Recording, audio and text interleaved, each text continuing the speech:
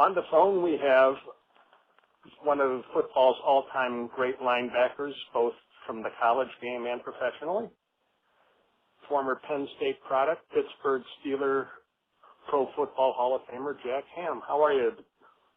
I am doing fine, Dave. I'm doing fine. So, was there any option other than going to Penn State? Actually, no. I was not, very quickly I'll tell you that I was not the five-star recruit coming out of high school. In fact, I grew up in Johnstown, PA. One of my teammates recommended me, a guy by the name of Steve Smear, who was already at Penn State, and he recommended me to Joe Paterno and the Penn State coaching staff. And at that time, I was in a military school in Virginia. I was going to go to VMI, and the more I got involved in the military life, the less I enjoyed it, and I ended up getting one scholarship, and that was from Penn State, and that's how I ended up going to Penn State. I was very, very, very fortunate, and that they gave me an opportunity because, like I said, I was not a five-star recruit and had all these scholarship offers. I only had the one to Penn State. Lenny Morris at Penn State was kind of like a military school because you were all white and they were very stringent. Well, it was very strict. There's no question about that. And education was always paramount because as Joe Paterno always felt that only a few people would get the opportunity to go to pro football, and even if you go to pro football, your chance of getting hurt are pretty high as well. So education was very, very important up there, and it was something that you had to adhere to. Plus the fact, I hate to date myself at that era, but that was also during the Vietnam War era, and if you didn't stay up with your class, you ended up being drafted. So you'd be surprised how hard guys worked in school when you had that kind of incentive to continue with your college deferment time. Yes, I remember it well. Not fondly, but I remember. Yeah, exactly. I do remember it. You mentioned Steve Smear. He was one of the stars of the team. I remember Mike Reed, the piano playing, defensive tackle, and all that good stuff. Was your transition to the college game simple? Did you say, okay, I can play on this level? Well, you know what? You're right about one thing. That front four, you could throw in a guy by the name of John Ebersol, who also was a teammate of Mike Reed's at Altoona High School and came to Penn State together. I mean, a terrific defensive lineman. Played for the New York Jets for a number of years as a linebacker, but played defensive line for us. We had a front four, those three guys, along with a guy named Gary Hall. So we had a front four that could really get after it. And the transition, freshmen could not play. You had at that time you had 2 games against Pitt and in West Virginia, and most of the time you were cannon fodder for the varsity. And I don't think until spring practice of my freshman year, when you're going up, toe to toe with everybody else, the other players on the team that were sophomores and juniors and are going to be seniors, that I kind of found out that I was good enough. I was good enough to play, and that spring practice is when I was as a first team linebacker on a defense that had those guys you mentioned, but also Dennis Oncotts and Jim Cates and Neil Smith. I mean, we had a big time defense coming back. It wasn't where there was 9 or 10 spots open with graduation or whatever. This was a veteran team coming back, and I played with that group for a couple of years. The offense wasn't too shabby either. Well, we ran the football. We had a guy by the name of Franco Harris and Lydell Mitchell back there running the football for us. So yeah, it was a pound it. Everything was predicated on the running game on the offensive side. We weren't exactly airing it out throwing the football, but we had gifted running backs and solid offensive line, and we won a lot of 17-7 games, 14-3 games, kind of that, and our defense was about as good as you're going to get. Like I said, that front four was a critical part for us on the defensive side of the ball, but that's the way you play the game back then. Solid defense, run the football offensively, don't make mistakes, don't turn the football over, and you got a chance to win a lot of football games. Who gave you more trouble at practice, Franco or Liddell? Well, you know, for me, being an outside linebacker, my freshman year, my first practice, I'm lining up, and we played cover 2 back then with you know, the linebacker coach Dan Radakovich, who kind of implemented a lot of this for us. So the big key was you never could let the tight end inside release and get up the field because it would always stretch the 2 safeties downfield. So first play of the game, first practice of the game, a tight end goes and gives me a move, goes inside, gets up the field, and you know, the tight end was Ted Kowalik. This was not some shabby tight end. He was an All-American, going to be an All-American, 2-time All-American at Penn State, and played for the 49ers.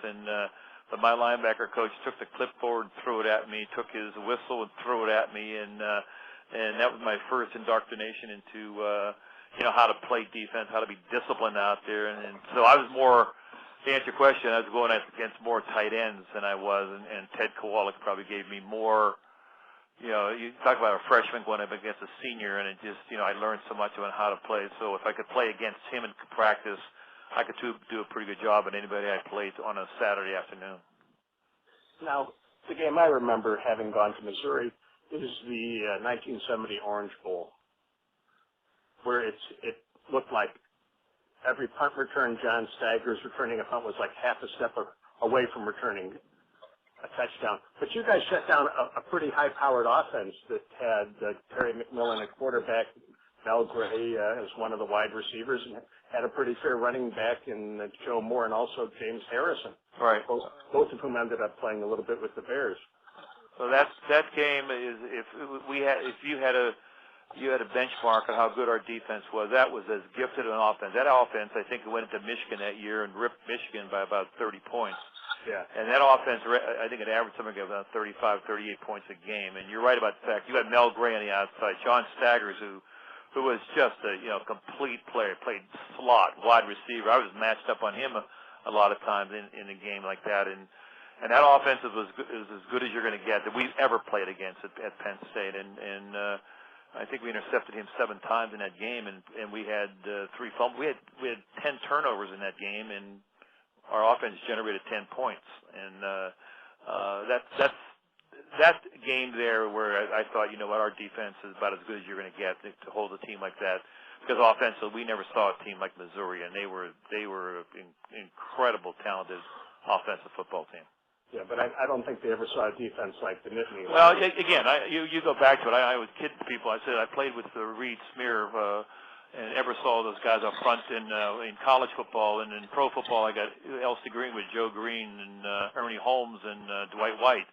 I don't know what bad defensive linemen were like. And when you're a linebacker, you're as good as the people up front. And I'm very fortunate in my college and pro career to have that kind of talent up front. And it was both in college and pro. Those defensive front fours set the tone for us.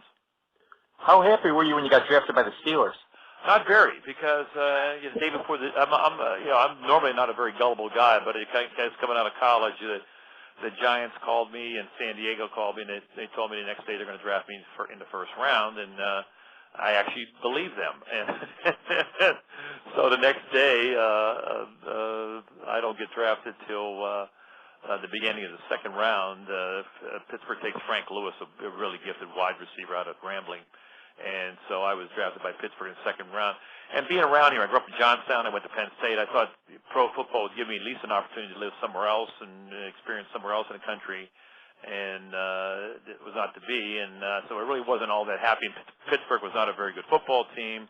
So it wasn't this euphoric day for me that I enjoyed. I thought I was actually going to go somewhere else and actually go around earlier. So it's actually kind of more disappointing in a sense for me, but in retrospect, it could not have turned out any better for me in my career. But at that particular day, being drafted by Pittsburgh was really not, and they never even called me. No one from Pittsburgh even called me prior to the draft to even ask me any questions or any kind of interview or whatever, so I never even expected to get drafted by the Steelers.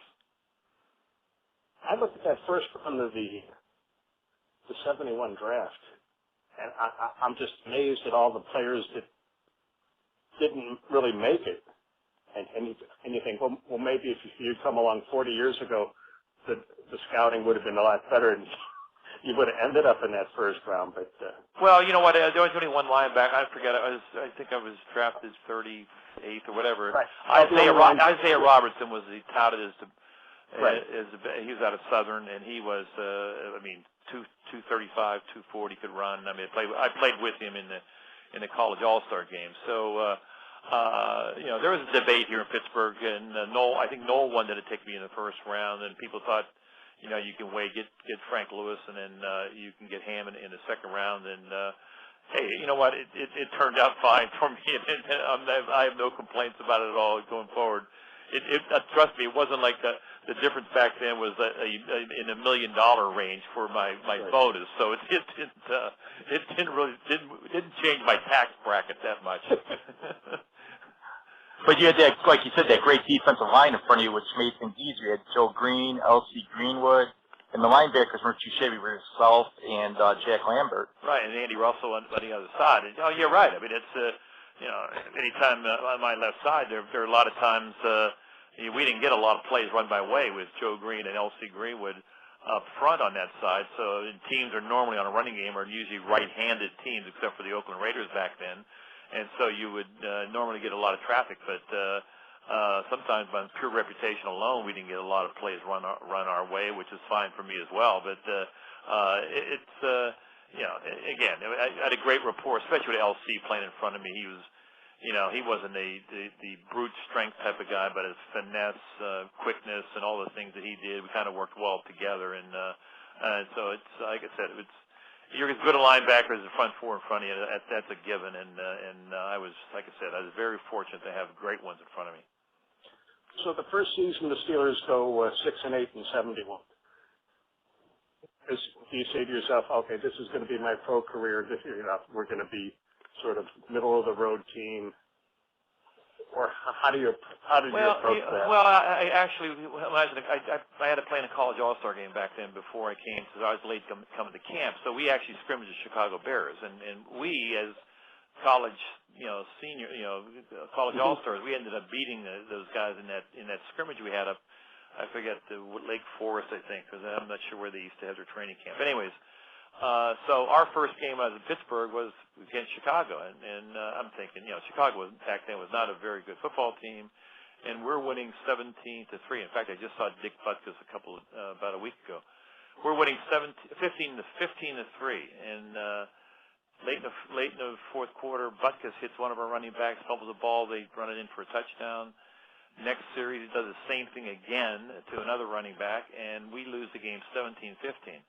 I'm thinking we lost to a bad Chicago Bear football team, and I'm thinking to myself, you're right. I'm thinking, is this where this is going to be? My career is going to be just like this? Because like I said, we lost to a very bad Chicago Bear team. I'm thinking, oh God, this is going to be a terrible, terrible situation here. But we kind of like plodded along my rookie year, and then in '72 we got Franco Harrison in their first round, and then all of a sudden, that turned around. I think we were 11-3 that year, and the playoffs and Super Bowls from there on out. What made Chuck Noll such a good coach? Was it the players, or was it just his style? I think we bought into his style. He was very business-like kind of a guy. Preparation. We knew he was a real smart guy. He's more of a kind of a Renaissance guy as a head coach because he's a wine connoisseur. He had his own aircraft. He was a pilot. He flew his own plane. He was a smart guy, and I think we all kind of felt that, we have Chuck Noll, we have a little bit of an advantage over everybody else out there because we have him on our side of the field, and stickler for detail, and treated Bradshaw down to the 50th player the same way, and if you weren't good enough, you knew you weren't going to be there on that football team. And the best thing he ever did, I think we won our first Super Bowl the following year. We're training camp, and he told us in the first day of our meeting, said, you can put your Super Bowl rings up on the shelf because there's not a damn thing you did last year that's going to win you a job on this football team this year. And, we bought into that, and he said each game you're going to play this year after winning a championship is going to be, every team is going to be gunning for you. And we took that as a challenge, and we bought into all that, and I'm proud about the fact that we were able to win back-to-back twice out there, and that's something that I hold that in very high regard. But yes, great players we had, but you don't win and get that chemistry of a football team unless you get it from the top. And I don't think we win our 4 Super Bowls when I played there if we don't have Chuck Noll. Now, the outside linebacker on the other side is Andy Russell, who once upon a time went to Missouri and in high school was a star running back.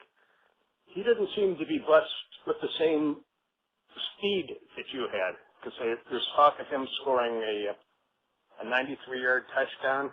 Right. And some people said that was the longest touchdown in terms of time that have occurred. He took a lot of.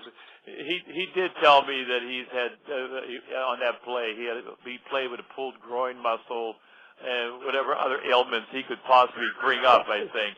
But but Andy Russell, if you know Andy, and you talk about learning on the job for me. I came here; he had already been playing for about 5 or 6 years, I think, on the team. Smart guy, anticipated well, prepared, knew how to watch tape. And I was smart enough to realize I could learn a lot from this guy on the other side, playing right linebacker. And I was like a sponge with him. Anything that we would talk about in meetings, out on the field, different technique, and we would go back and forth. And I learned a lot from Andy Russell on how to play the game. Yeah, and I don't know what his 40-yard dash time was, but boy, he made All-Pro, I think, about 7 or 8 years. And if, you know what, if we don't win all the championships we win here, I think he's probably in the Hall of Fame right now because he's got the credentials to be there. But we end up winning all these championships, and then all of us get in, and Andy Russell is the one guy that does not. But I learned more from him, here on how to play and how to be professional from Andy Russell than anybody else in my career. So it was great to be able to learn from him on the job like that. Did you have a favorite Super Bowl out of the 4? The Super Bowls weren't, we won our first one against Minnesota, and we 2 weeks before that we beat the Raiders out in Oakland to go to the championship, to go to the Super Bowl. And the games against the Raiders were, I think, the most fun, the things I remember most. The game that gets you to the Super Bowl. And I don't know if I made 1 or 2 tackles in that game against Minnesota. We ran that stunt 4-3. Minnesota tried to run the football right at Joe Green and Ernie Holmes. To this day, I don't know how you would try to do that. That's the strength of that stunt 4-3. You just don't run the football there. And I think they gained like 17 yards rushing. And I think I tackled Chuck Foreman 1 time in the game. So I left after that game. Not that I wasn't thrilled that we won the game, but when we played the Raiders, those were epic games for us, and I think a lot of us took a lot of pride in if it wasn't us getting out of the AFC, it was the Raiders, and those are probably the most fun. So, but for the Super Bowl is probably the first one because I finally gave Art Rooney Sr. the opportunity to win the championship and get him the Lombardi Trophy, which was, I think, to a man in that locker room was probably the most important thing for us. And but for pure games, I have to go. That rivalry with the Raiders was something special. So did you have a pretty good view of Franco Harris's immaculate reception? Actually, I was on the field. I was on, the last play. We thought the last play of the game and so forth. And actually, I never did see the deflection, and all I knew was the crowd going crazy and whatever. But I didn't. At that time, you had to make sure whether, in fact, they're going to call that thing back, and you couldn't double touch a ball back then. That was a illegal play, and my vantage point. But I didn't really see the play, but it's amazing. I think our stadium held about 50,000.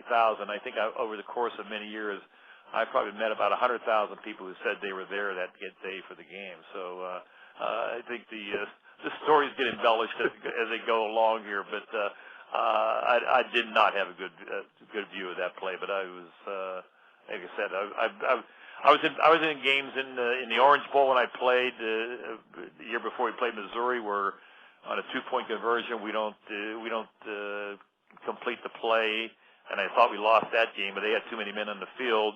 And I thought that was a crazy way to end the game, and until I got to Pittsburgh in that game against the Raiders with Franco's run, which was just an amazing thing, and I think still goes down as NFL as one of the most exciting plays in NFL history. Yeah. Well, can you believe what Terry Bradshaw's become though? I mean, not just as a player. I mean, as a broadcaster, an actor, he does it all. Well, you know what? But that was Terry was like that naturally in the locker room. That's Terry. That's a lot of times very self-deprecating. But that's a natural Terry, and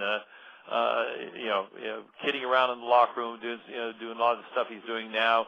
It does not surprise any of the players who are around him that he has made broadcasting a profession and an incredible career that he has had. And I just read somewhere he's doing some kind of a one-man show in Vegas, I guess, right now coming up here. So I'm not sure how that's going to go for him, but this does not surprise any players who have been around him long enough and knew that Bradshaw would normally just step right in from playing pro football to doing all the things he's done.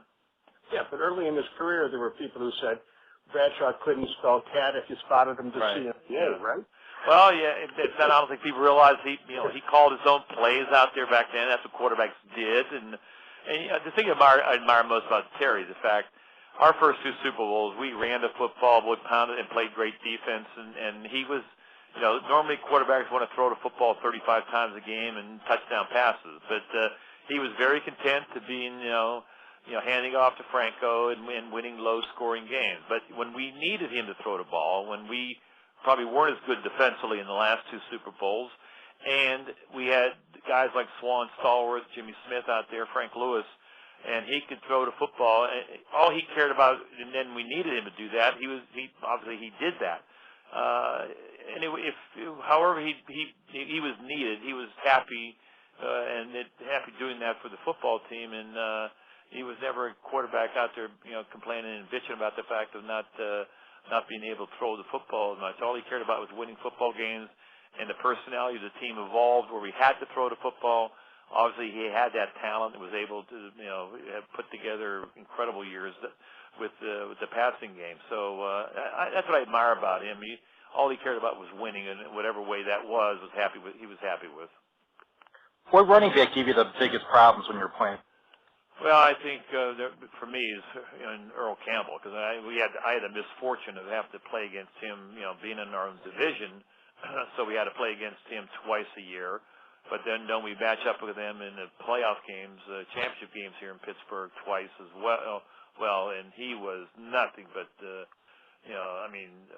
OJ was, elusive and speed and all of that. But Earl Campbell is such power, and you could not get underneath him because he was about 5'10", but about 240, and physically, just gave us.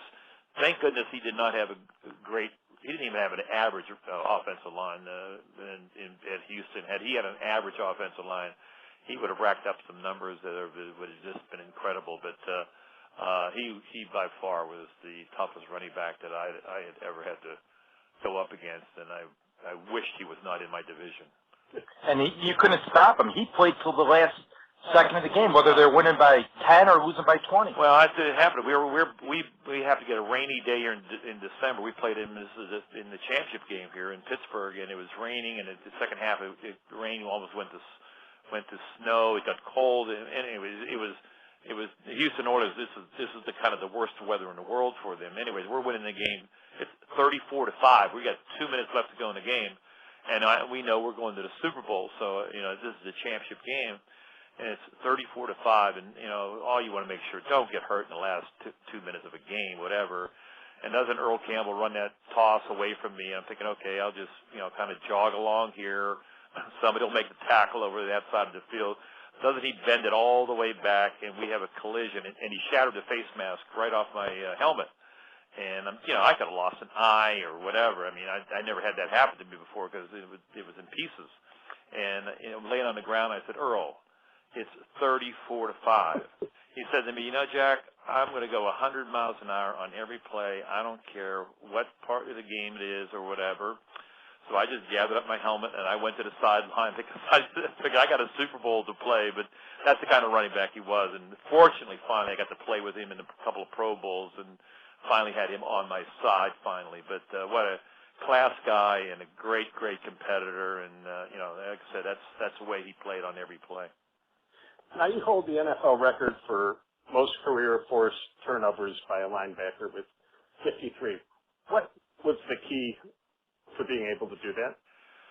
Well, you know what, as a linebacker, even in college, I always enjoyed the passing game. I always felt that if you're a linebacker and you can't cover or you can't in zone defenses ball react, I mean, you can become a liability. That's why they take a lot of these guys out on third down situations here now. And I always, I was very good at ball reacting in zone coverages. I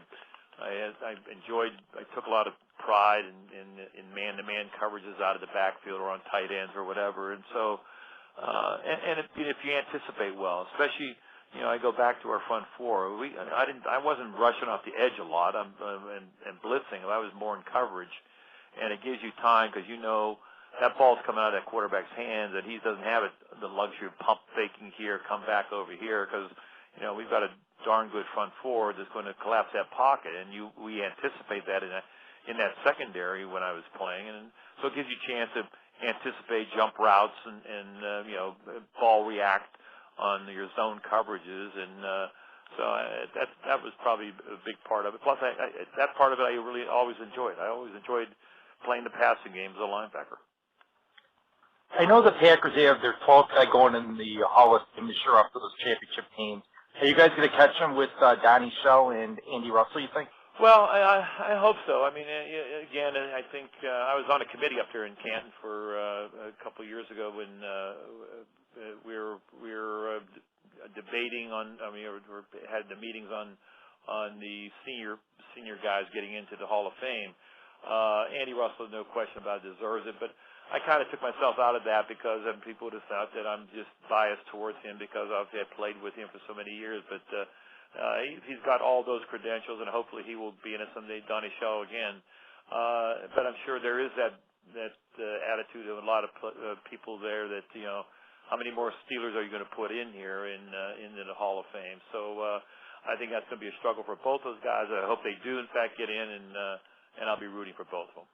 And I forgot L.C. Greenwood, too. Exactly, and that's, again, if anybody knows how good a player L.C. Greenwood is, it's me, because I watched it up close and personal I played behind him for about 10 years, a decade of playing behind a guy. And the biggest compliment I could ever give him, he got hurt in the game. We're not getting a whole lot of plays run at me, like I said, with L.C. there and Joe Green. And all of a sudden, L.C. gets hurt, and he's out of the game.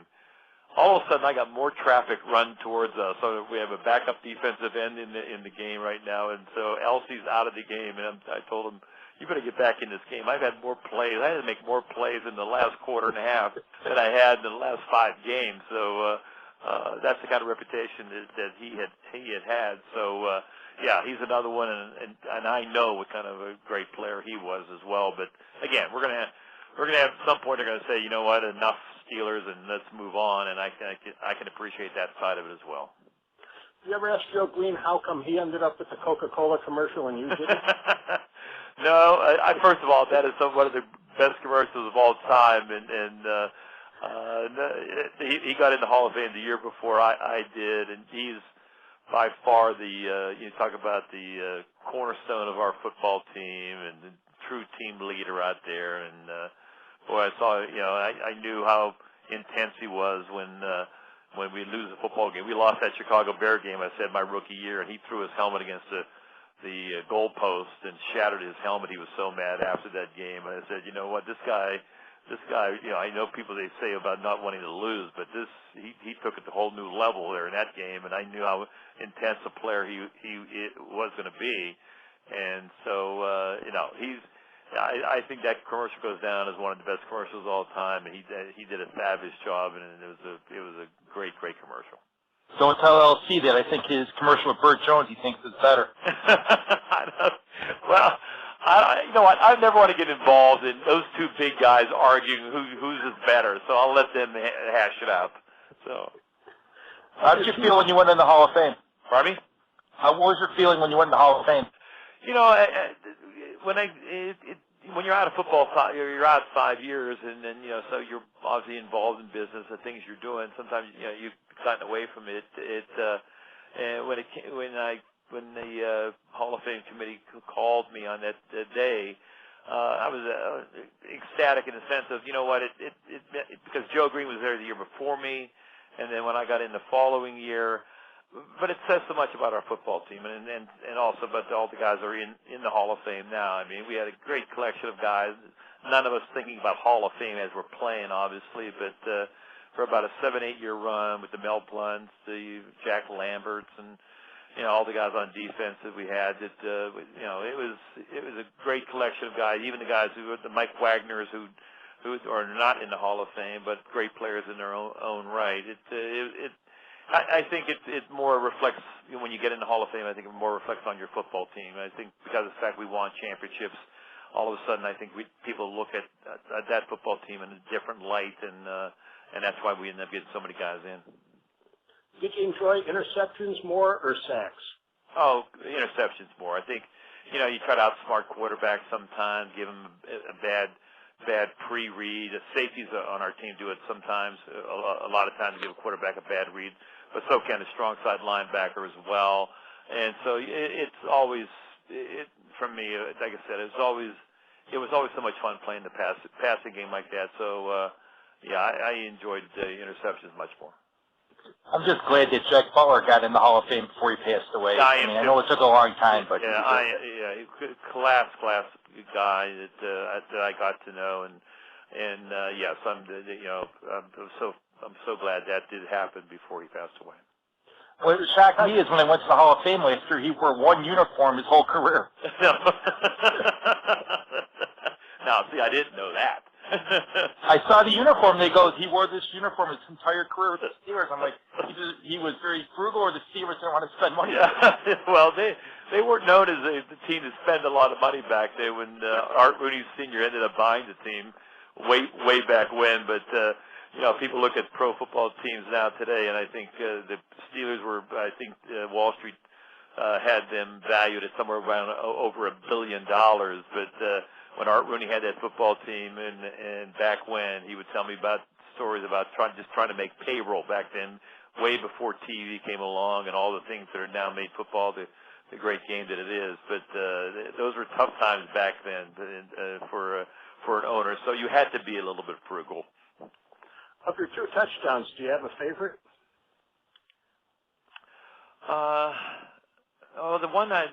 The one I just fell on the ball, and somebody, I forget what team it was.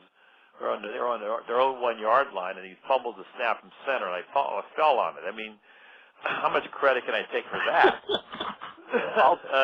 The one on Plunkett threw me an interception. At that time he was playing with New England. He threw me an interception. I couldn't. If I had the worst hands in the world, I could not have missed that one. I don't know what he was thinking on that play as well, but. It was at least I ran some 30 yards or something. I forget what it is, but on that play. But really, the one that were on the 1 yard line, that's almost an embarrassing touchdown, to tell you the truth. So I'll take the one off Plunkett. The one off Plunkett, you said you ran 30 yards. Was that quicker than your fellow linebacker ran 93 yards? Well, that was my second year. When Russell would pick that ball up, it was on the 7 yard line. He was hoping to lateral it to somebody, to Mel Blunt or somebody on that. And Mel Blunt was like jogging up with Andy on that play, and we just give Andy Russell so much grief on that ever since that play. But when I did that, I think I was in my second year, so there was a lot more quickness I had back then than Andy had when that was the tail end of his career when he made that 93 yard run. What's it like knowing that your number 59 is not going to be worn by a Steeler? Well, I don't. It's not. My number's not retired. It's just not issued. Well, I think someone. I don't know how they're working that or whatever, but I don't. No one's worn a 59. But there's not an official retirement thing, or there's nobody wearing a 75 out there. I know that as well. But for Joe Green, but. The Steelers don't have the typical Steeler organization, very low key, and don't have that kind of a ceremony, whatever, for retired numbers. So maybe that'll change down the road, but there's no official retirement of a 59.